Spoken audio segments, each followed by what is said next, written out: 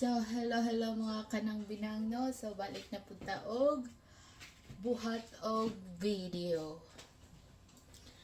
Kinasulbad nagamay akong problema.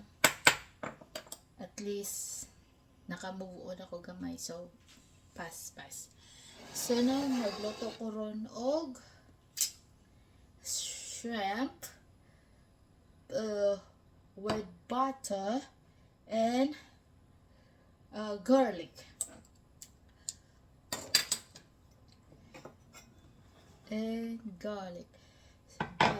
So, di man ko professional as bahin og pagluto-luto, no? Pero ako lang ning mauohon kay ako rin panihapon sa akong bana. So, nagpainit na di ay ko og mantika, no? Di lang kay na ko ipakita kay di kay ko perfect nga muluto sa akong butter garlic shrimp.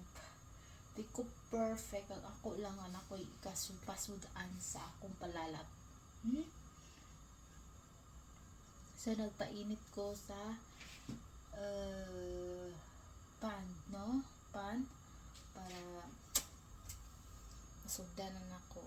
So ako din mga shrimp kay gitangtangan akong ulo, gikwaanan ako daan og balat kay akong bana di siya ganahan nga na skin. So ko na siyang gitangtangan para itso-ditso na siya og kaon kay ilaha man go dere limpyo na tanan, ready to cook na dinaangay ko anan uswasa na lang nimo ana. Pero ako nakapalit man ko gingon ani nga tumugod big fish market atong mga nilabayng buwan gi-freezer ni namo. So ko na lang gikugihan og limpyo kay di siya ganahag na ay panit.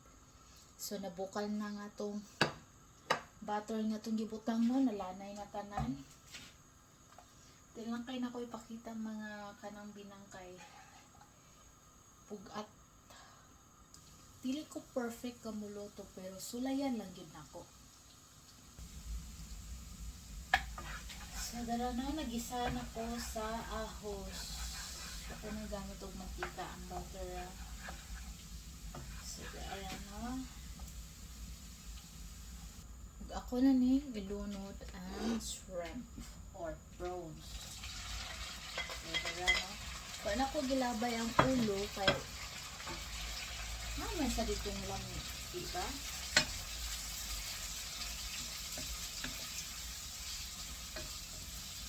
Nila no, ilabay ang ulo no. Pero ako din ako ilabay ang ulo. Sabi dito ang tambok, pabay sa lawas.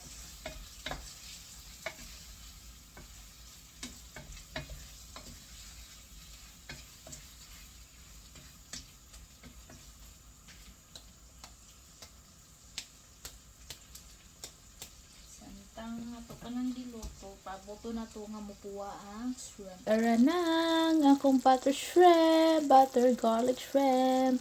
Thank you for watching. Gali mga untan ninyong tanan.